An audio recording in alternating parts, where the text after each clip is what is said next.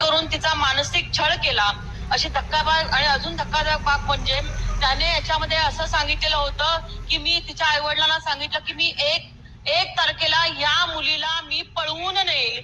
या प्रकारामध्ये आरोपी मैताब याच्या कृत्याला त्याचे मामा, त्याची मामी तसेच त्याची आत्या ह्या सर्वांनी त्याला प्रोत्साहन दिलं. पीडितेच्या कुटुंबाला धमकावलं आणि सन्माननीय अध्यक्ष महोदय या सततच्या त्रासाला, किती गंभीर विषयावर बोलते सन्माननीय अध्यक्ष महोदय, या सततच्या त्रासाला आणि ब्लॅकमेलिंगला कंटाळून अखेर दिनांक 2 जुलै 2026 रोजी त्या निष्पाप 14 वर्षीय अल्पवयीन मुलीने राहत्या घरी गळफास लावून आपली जीवनयात्रा संपवली आहे. सन्माननीय अध्यक्ष महोदय, तिच्या आई वडिलांनी सदरची तक्रार पोलीस स्टेशनला सांगितलेली होती, परंतु पोलीस स्टेशन मध्ये हा गंभीर गुन्हा दाखल केला गेला नाही. जर दाखल केला गेला असता तर त्या मुलीने आत्महत्या केली नसती. म्हणून माझा अध्यक्ष महोदय आपल्याला विनंती आहे. बसा तुम्ही थोडा. नाही,